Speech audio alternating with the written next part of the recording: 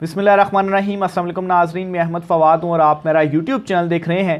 नाज़रीन, बड़ी खबर और ब्रेकिंग न्यूज़ के साथ आज के व्लॉग में आपकी खिदमत में हाजिर हुआ हूँ। तकरीबन 6 माह के बाद इमरान खान का दीदार और चीफ जस्टिस कादी फ़ाइज़ ईसा के सामने पेशी, और इस पेशी से पहले कुछ हंगामी डेवलपमेंट्स जिनमें इमरान खान साहब की ज़मानत 9 मई मुकदमे से बरी होना और थोक के हिसाब से जो दीगर कारकुनों रहनुमाओं पर मुकदमे किए गए थे उन मुकदमों में उनकी ज़मानत होना, और इसी सूरत हाल के दौरान अडयाला जेल में अहम तरीन मुलाकात और हंगामी मुलाकात इमरान खान साहब से होना, और ऐसे वक्त में ये मुलाकात होना जब इमरान खान से किसी को भी नहीं मिलने दिया जा रहा था। उनकी फैमिली की मुलाकातें मनसूख कर दी गई थी, वकला की मुलाकातें मनसूख कर दी गई थी, यहाँ तक कि 190 मिलियन पाउंड का जो केस था उसकी भी समाअत होना थी अडयाला जेल में, लेकिन इस समाअत को भी मनसूख किया गया। मुलाकात का अहवाल, पेशी से मुतल्लिक तफसीलात आपके साथ में शेयर करूँगा।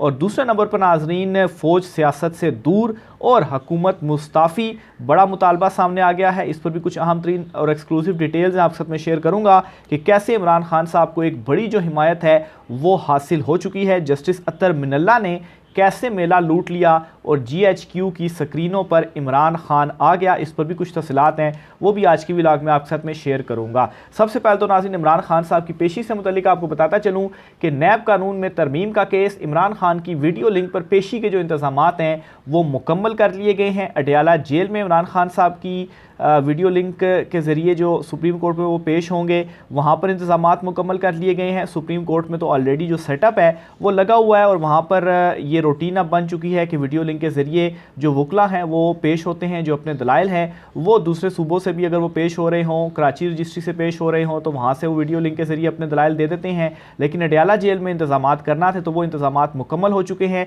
और इमरान खान साहब अदालत में पेश हो रहे हैं। अब जब मैं व्लॉग रिकॉर्ड कर रहा हूँ तो अब से कुछ ही घंटे बाद इमरान खान साहब की ये पेशी होगी, लेकिन इसमें रात गए ये अबहम सामने आ रहा था कि जो इस वक्त कुछ मुलाकातें हो रही हैं या जो बेचैनी है, तो शायद इमरान खान साहब को वीडियो लिंक के ज़रिए पेश ना किया जाए और कोई जो बहाना है वो बना दिया जाए। लेकिन अब ये बात कंफर्म हो चुकी है कि इंतज़ामात चूँकि मुकम्मल हो चुके हैं अडयाला जेल में वीडियो लिंक के, तो अब जो पेशी है वो इमरान खान साहब की होगी ही होगी। और यहाँ पर मैं आपको ये भी बताता चलूँ कि चीफ जस्टिस कादी फ़ाइज़ ईसा और जस्टिस अतर मिनल्ला साहब ने लाइटर मोड पर ये अटॉर्नी जनरल से कहा था कि अगर जो वीडियो लिंक के ज़रिए इमरान खान साहब की पेशी है, अगर उसमें कोई रुकावट हुई या कोई डिस्टॉर्शन हुई तो फिर आपको इसके जो नताइज हैं वो भुगतना पड़ेंगे लाइटर मोड के अंदर। लेकिन उनके कहने का मतलब ये था कि जब वीडियो लिंक के ज़रिए वो उनकी सुप्रीम कोर्ट में पेशी हो, वो दलाइल दे रहे हों, तो बीच में कोई डिस्टॉर्शन नहीं होनी चाहिए। ऐसा नहीं होना चाहिए कि इमरान खान साहब बात कर रहे हैं तो बीच में लाइन कट गई कि अब इंटरनेट ठीक नहीं है या ये ठीक नहीं है या अडयाला जेल में ये मसला है, तो ऐसा नहीं होना चाहिए। बहरहाल जी, इंतज़ामात मुकम्मल कर लिए गए हैं। हुकूमती ज़राए का भी यही दावा है कि हमारी तरफ से मामलात मुकम्मल है और इमरान खान साहब पेश होंगे। लेकिन नाज़रीन, एक जो सबसे बड़ा मसला है वो ये है कि क्या ये जो प्रोसीडिंग है वो लाइव दिखाई जाएगी या नहीं दिखाई जाएगी, क्योंकि इमरान खान साहब का सिर्फ नाम भी टीवी के ऊपर लेने पर इस वक्त पाबंदी है, नाम तक लेने पर इमरान खान साहब के पाबंदी है। तो आया इमरान खान साहब अगर ये बराह रास्त पेश होंगे तो ये जो कार्रवाई है बराह रास्त दिखाई जाएगी या नहीं दिखाई जाएगी, इस पर आपको बताता चलूँ जी कि सोर्सेज का ये दावा है कि जस्टिस अतर मिनल्ला साहब जो है वो डट गए हैं और उन्होंने इमरान खान साहब की पेशी के लिए भी बड़ा उनका ही एक इम्पॉर्टेंट रोल आप इसमें कह सकते हैं। और उस दिन भी उन्होंने ये कहा था कि इमरान खान साहब को पेश होना चाहिए। चीफ जस्टिस कादी फ़ाइज़ ईसा साहब की जानिब से मुखालफत की गई थी कि ये आइनी मामला है, तो इसमें इमरान खान साहब पेश होकर क्या कहेंगे। बहरहाल चीफ साहब की याद दहानी के लिए कि ये आइनी जो मामला है ये इमरान खान साहब भी सुप्रीम कोर्ट ऑफ पाकिस्तान लेकर आए थे, उन्हीं की दरख्वास्त थी जिस पर आइनी तरमीम को ये जो नैब तरमीम थी इसे कालअदम करार दिया गया। तो वो तो बिल्कुल बराह रास्त इसमें फ़रीक है, वो कैसे पेश ना हो। बहरहाल 5 मिनट का वक्फ़ा किया गया और फिर उसके बाद इमरान खान साहब को जो इजाज़त थी वो दी गई। और अब नाज़रीन, मामला ये है, ज़राए दावा कर रहे हैं कि ये जो कार्रवाई है वो बराह रास्त दिखाई जाएगी और आज तमाम जो रिकॉर्ड हैं वो यूट्यूब के भी टूटने वाले हैं, क्योंकि इस बराह रास्त कार्रवाई को जब सुप्रीम कोर्ट ऑफ पाकिस्तान का जो यूट्यूब चैनल है वहाँ पर बराह रास्त दिखाया जाएगा तो टीवी चैनल्स भी वहीं से कट करते हैं, वहीं से ही तमाम टीवी चैनल्स भी ये कार्रवाई बरह रास्त दिखाते हैं। और मेरे ख्याल से GHQ में नस्ब जो स्क्रीनें हैं और दीगर इदारों में जो नस्ब स्क्रीनें हैं, इन तमाम स्क्रीनों के ऊपर आज इमरान खान होगा, बरह रास्त होगा। और ये वही इमरान खान है जिसके नाम चलाने पर भी टीवी चैनल्स पर जो पाबंदी थी वो लगाई गई थी। रात गए इमरान खान साहब की अहम तरीन मुलाकात हुई है अडयाला जेल में, और ये मुलाकात और किसी से नहीं, ख्वाजा हारिस साहब से हुई है। और इंतज़ार हैदर पंचोता साहब हैं, उनसे इमरान खान साहब की मुलाकात हुई है। और ये जो मुलाकात है वो इसी नैब तरमीम के तनाज़ुर में हुई है। और इस हवाले से इमरान खान साहब को ब्रीफ़ किया गया है, ख़ास तौर पर ख्वाजा हारिस साहब की जानिब से। ख्वाजा हारिस जो हैं वो इमरान खान साहब के इस केस में वकील भी थे। इमरान खान साहब की तरफ से नैब तरमीम का मुकदमा जो था वो उन्होंने ही अदालत में लड़ा था, और अदालत की जानिब से ख्वाजा हारिस साहब को अदालती मुआवन भी मुकर्रर किया गया है। और अडयाला जेल में जो उन्होंने मुलाकात की है, इस मुलाकात के अंदर भी जो पॉइंट्स हैं नैब तरमीम के हवाले से इमरान खान साहब को ब्रीफ़ किया गया है, क्योंकि इस केस में इमरान खान साहब ही वीडियो लिंक के ज़रिए जब पेश होंगे सुप्रीम कोर्ट में तो वही दलाइल देंगे।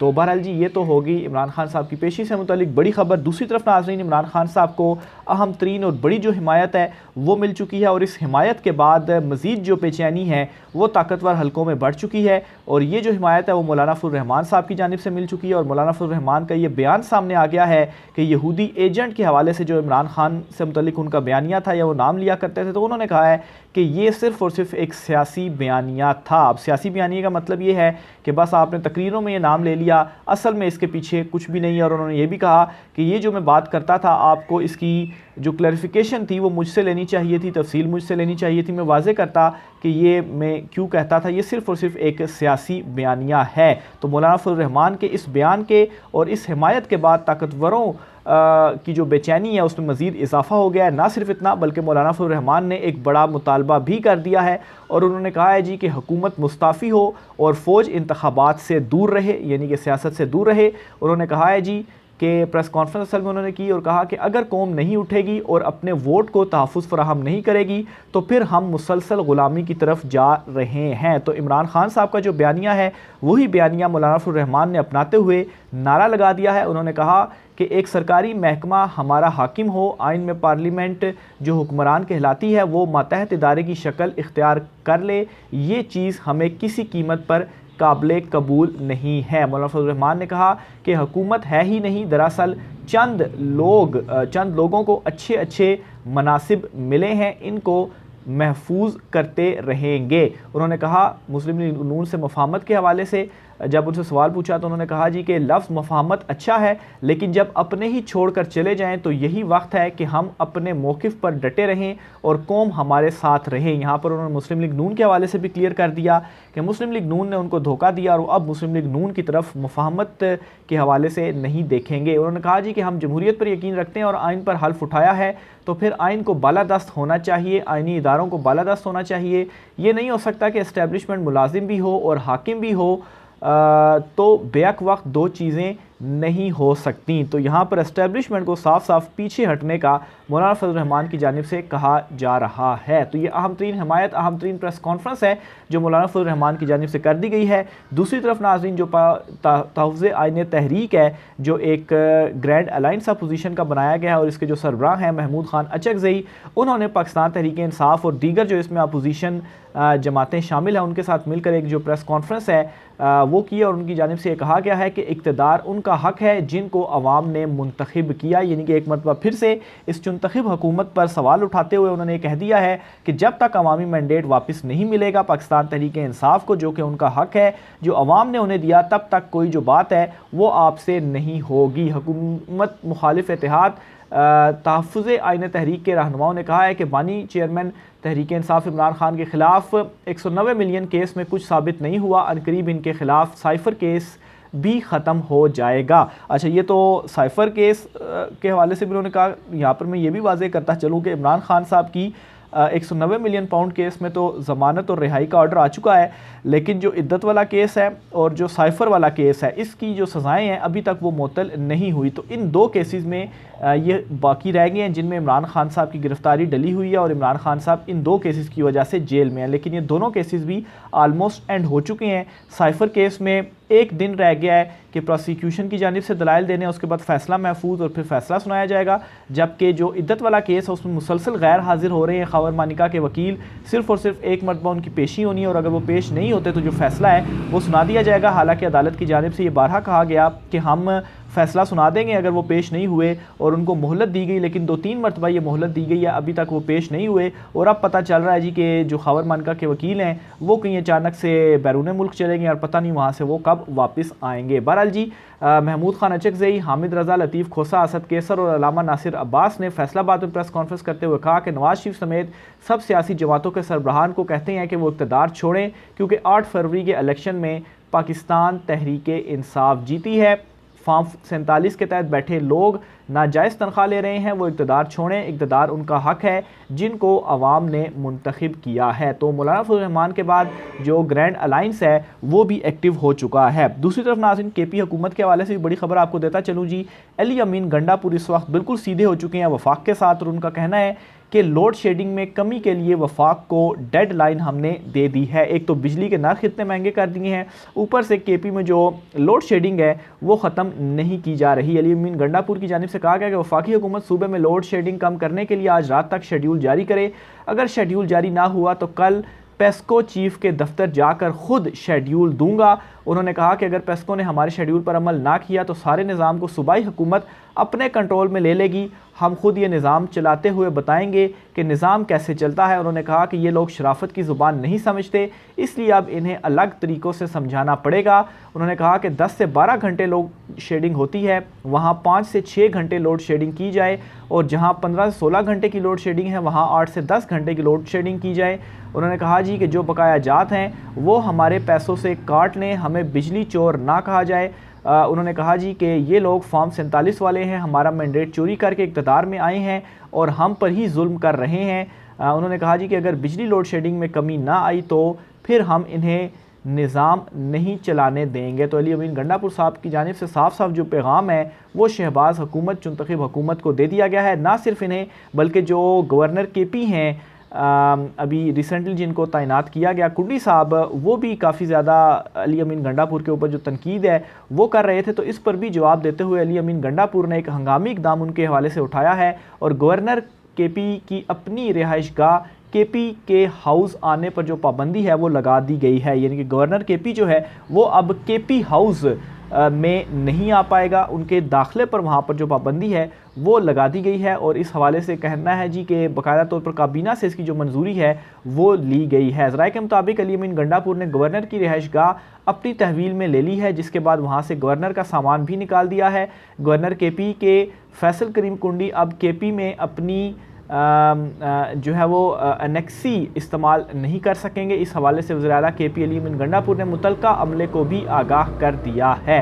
तो अली अमीन गंडापुर बिल्कुल किसी सूरत पीछे हटने का जो नाम है वो नहीं ले रहे। इसके अलावा जी जो केपी हुकूमत के तर्जुमान हैं बैरिस्टर सैफ, उन्होंने कहा है कि केपी के हाउस में गवर्नर के लिए मुख्तस ब्लॉक ख़त्म कर दिया गया है। ये फैसला सूबाई काबीना के गुज़श्ता इजलास में किया गया था।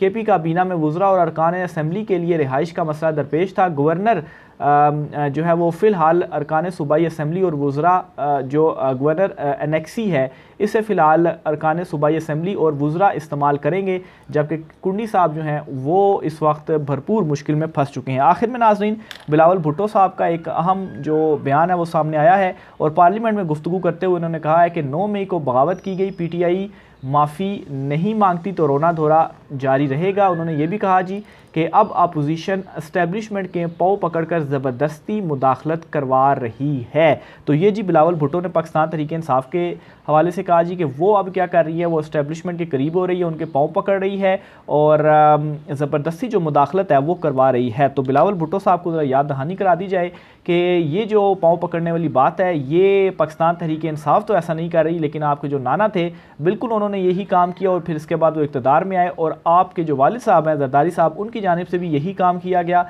और इसी वजह से ही वो आज इक़्तिदार में बैठे हुए हैं। ये तारीख़ में चीज़ें लिखी हुई हैं लेकिन शायद बिलावल भुट्टो साहब ये तमाम तर चीज़ें भूल गए हैं या जानबूझकर बच्चे बन रहे हैं और इस किस्म की जो बातें हैं वो कर रहे हैं। और एक और इनके बयान से मतलब ये भी लिया जा सकता है कि इस वक्त पीपल्स पार्टी ख़ुद भी इतनी फ्रस्ट्रेटेड हो गई है क्योंकि इमरान खान से डील लिए बग़ैर जो मामलात हैं वो इनके लिए बेहतर नहीं हो सकते। और इमरान खान चूँकि डटे हुए हैं और एस्टेब्लिशमेंट के हवाले से भी यही जो ख्याल है वो किया जा रहा है कि वो भी इस वक्त ये चाहते हैं कि किसी तरीके से जो मामलात है वो दुरुस्त हो जाएं और इमरान खान के बगैर जो चीज़ें हैं वो आगे नहीं चल पाएंगी। लेकिन खान साहब का जो मुतालबा है वो यही है कि जो मैंडेट है अवामी उसे वापस किया जाए, उसके बाद जो चीज़ें हैं उनके ऊपर डिस्कशन की जा सकती है। तो यही फ्रस्ट्रेशन का आलम है जिस फ्रस्ट्रेशन के आलम में बिलावल भुट्टो इस किस्म के जो बयानात हैं वो देने पर मजबूर हो चुके हैं। राय का सार कीजिएगा। आज के व्लॉग से इतना ही, इजाज़त दीजिए, अल्लाह हाफ़िज़।